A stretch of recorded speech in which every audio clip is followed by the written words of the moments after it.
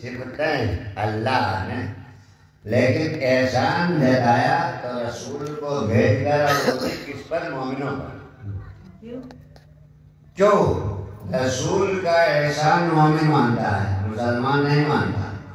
مسلمان تو رسول کو ماننے کا بظاہر دعویٰ کرتا ہے مگر پس پردہ توحید کرتا ہے۔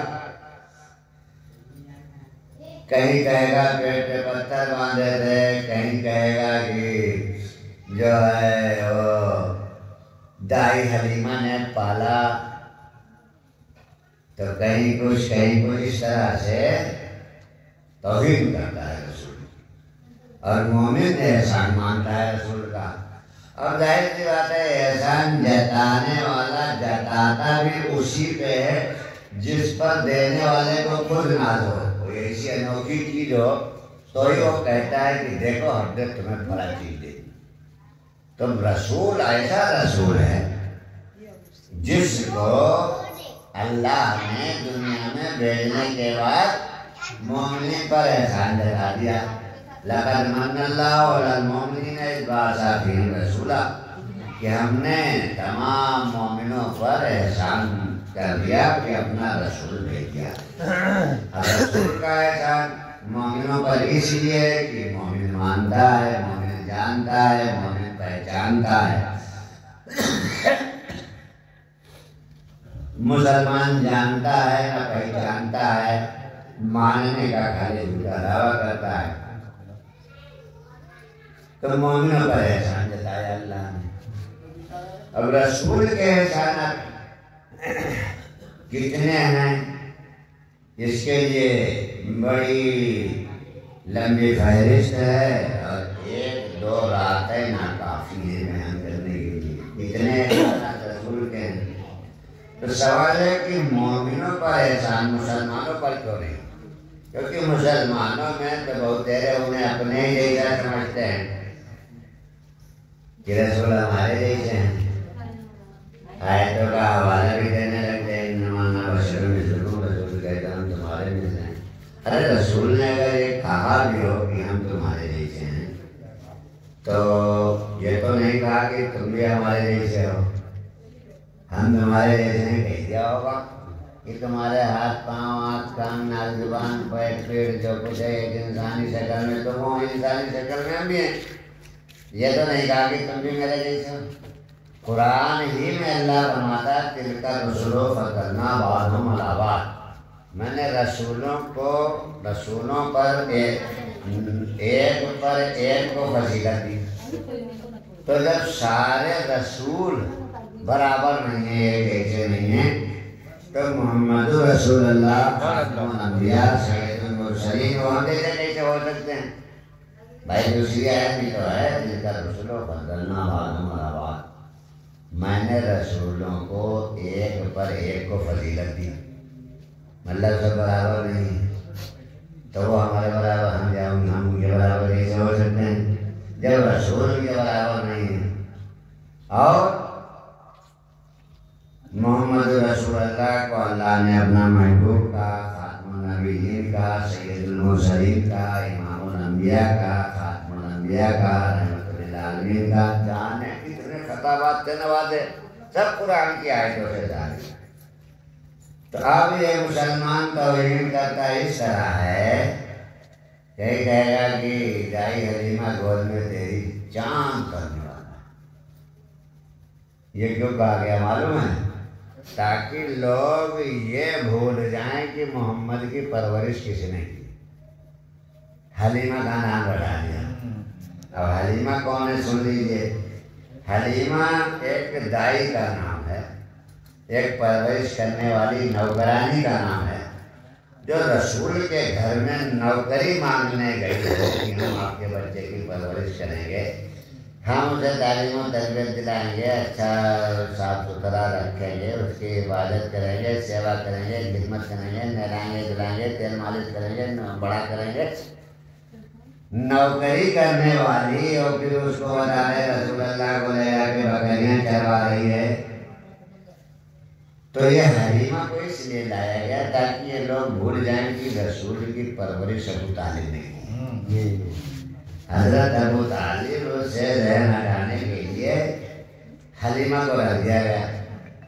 پیٹ پہ پتھر ایک پڑ رہا تھا. سلام اس پر کہ جس کے گھر نہ سونا تھا نہ چاندی تھی نہ سونا تھا, اور سلام اس پر کہ ٹوٹا بوریا جس کا بھی سونا تھا. ان کے یہاں مخملی گدے بھی ہیں, صوفہ سیٹ ہیں, یہ بڑے دھنا سیٹ ہو گئے, اور رسول اللہ بیچارے ٹوٹا بوریا بھی سونا پر دے گا. ساری کائنات کو جس کے نام پر رزق تقسیم ہوئی, ساری دنیا کو جس کے نام سے نعمتیں بٹی, اور اللہ خود کہہ رہا ہے کہ میں نے دنیا میں جتنی نعمتیں تقسیم کی ہیں سب آپ کا صدقہ ہے, آپ کا صدقہ ہے, آپ کی حالت کا صدقہ. قرآن اور حدیث سے اس سے گواہی ہے.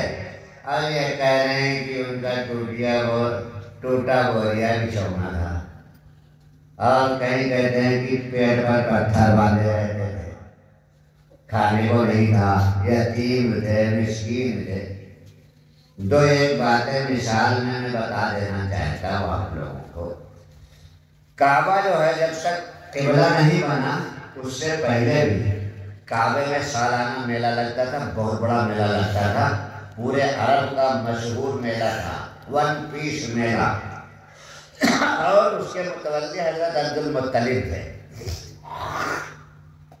حضرت عبد المطلب یعنی حضور سرکار دو عالم کے دادا ہوئے.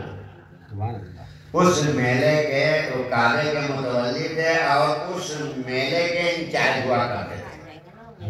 وہ میلہ جو ہے ان کی ملکیت میں لگتا تھا, اور اس میلے کی ساری انکم کے وہ مالک تھے. ایک اور دوسری بات, عرب میں سب سے ٹاپ پر بزنس تھا حضرت ابو طالب علیہ السلام کا. کپڑے کا بیپار تھا, اور رسول اللہ ان کے ساتھ رہتے تھے اور اپنے چچا کا کپڑا بھجواتے تھے. اور لکھا ہے کہ جب ان کے کپڑے سب بک جاتے تھے تو وہ ان کا جو ہے حضرت خیلت جو حضرت مائی خدیجۃ الکبریٰ سلام اللہ علیہ کے والد گرامی ہیں, جن کے ساتھ حضور کی شادی ہوئی بعد میں, ان کو جو ہے ان کے کپڑے لا کر کے اپنے ٹھیہا پر رکھ کر کے وہ بھجوا دیا کرتے تھے. یہ دونوں ٹاپ بزنس مین تھے عرب کے. اب یہ بتاؤ, ادھر کعبے کا متولی جس کا دادا ہے, کعبے کے اندر لگنے والا میلہ کا پورا انچارج حضرت عبد المطلب, اور ادھر بزنس ملا ٹاپ پر. اب انہیں بتا رہے ہیں کہ ان کے گھر نہ کھانے کو تھا اور نہ پینے کو تھا, نہ بچھانے کو بستر تھا, ٹوٹا بوریا بچھونا نہیں تھا. یہ حال ہے ان مسلمانوں کا کہ رسول کے محبت کا دعویٰ کرتے ہیں اور پوری باریکی کے ساتھ ان کی توہین کرتے ہیں. یہ کھانے کو نہیں تھا ان کے یہاں, سونے کو بستر نہیں تھا ان کے یہاں, جوتیاں اپنے ہاتھوں سے سلا کرتے تھے. ارے وارے مسلمان دے, دنیا نے اپنے اپنے دیوی دیوتا پیر پیغمبروں کی اتنا بڑا چڑھا کے تعریفیں کی, اور تو نے رحمت للعالمین کو پا کر, سید المرسلین کو پا کر, امام الانبیاء کو پا کر اتنا جھٹایا, اتنی توہین کی, اتنا ذلیل کیا اپنے پیغمبر کو. بڑھا کے تعریف کرنا تو چھوڑ دو, تو اس کے شایان شان ان کی تعریف نہیں کر سکتا, سمجھ ہی نہیں سکتا, لیکن ہاں توہین کر سکتا ہے, اور توہین کیا. سب اسی میں مبتلا.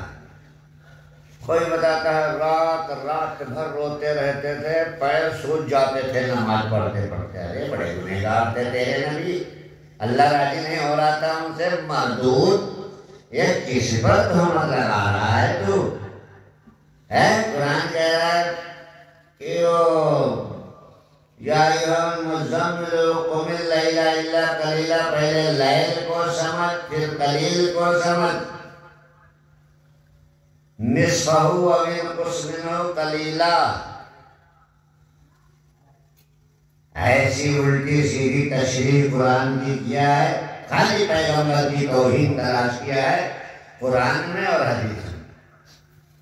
اب تیرے پاس سمجھ نہیں ہے تو کسی پیر فقیر کے پاس جا، صوفیاء کرام کے پاس جا اور اسے سمجھ تیری آنکھیں کھل جائیں گی، آخرت بھی سمجھ جائے گی، دنیا بھی سمجھ جائے گی۔ اور نہیں تو وہ مردود جن کی نہ عاقبت بنی نہ دنیا بنی۔ ارے معاویہ پر دنیا میں بھی لعنت بھیجا لوگوں نے نہیں، اب عاقبت میں بھی برباد ہے، تو اسی کو اٹھائے پھرتے رہو گے۔ رسول کے سامنے منہ دکھانے لائق نہیں رہے گا یہ مسلمان جس نے رسول کی توہین اور ان کے حال کی توہین کی، ان کے دشمنوں کو بڑھاوا دیا اور رسول کی حال کو گھٹایا، گرایا۔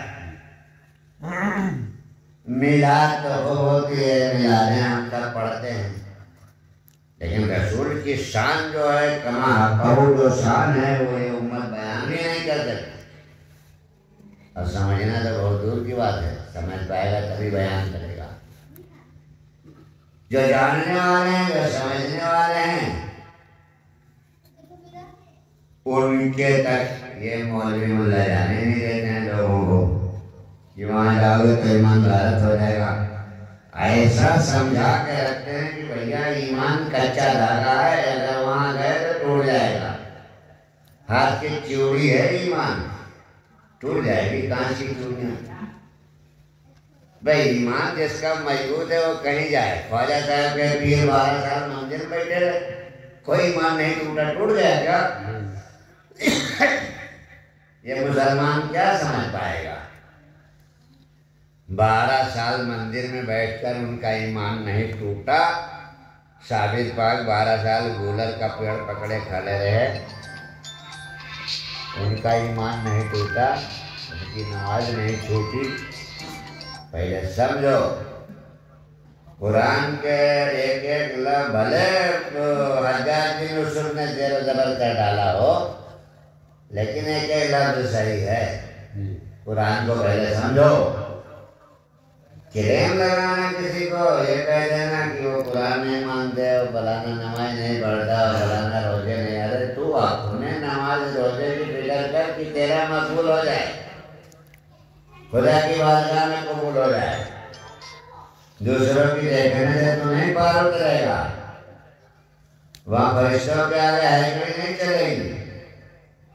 اس لیے اپنے آپ کو سدھارو، اپنے ایمان کو پکا کرو، اپنے آپ کو مضبوطی پر لاؤ، رسول کی سچی محبت پیش کرو دنیا کے سامنے۔ دھوکہ نہ کرو، دھوکہ نہ کرو رسول کے ساتھ۔ رسول کے ساتھ دھوکہ کیا؟ رسول کی حال کے ساتھ ہے مسلمانوں نے کیا؟ آپ یہ نہ سمجھنا کوئی اور نے کیا ہو۔ ان مسلمانوں نے رسول کے ساتھ دھوکہ کیا، رسول کی حال کے ساتھ دھوکہ کیا، رسول کے ماننے والوں کے ساتھ دھوکہ کر رہے ہیں۔ سچی بات ہے، ان کے چاہنے والوں پر بھی مظالم توڑ رہے ہیں اور بدلے بازی کرتے ہیں۔ حالانکہ وہ دور نہیں رہا، لیکن چوکتے تو نہیں ہیں اپنے آپ سے، اپنی فطرت بازی سے۔ میلاد کا مطلب ہے کہ رسول اللہ کی شان عظمت بیان کی جائے، ان کی رحمت بیان کی جائے، ان کی نعمتیں بیان کی جائیں، ان کی برکتیں بیان کی جائیں۔ لقد من اللہ علی المؤمنین اذ بعث فیہم رسولا، یہ سمجھایا جائے کہ مومن کون لوگ ہیں اور کن پر اللہ کا احسان ہے جو رسول گرامی وقار جناب احمد مصطفیٰ صلی اللہ تعالیٰ علیہ وسلم تشریف لائے۔ اللہم صلی اللہ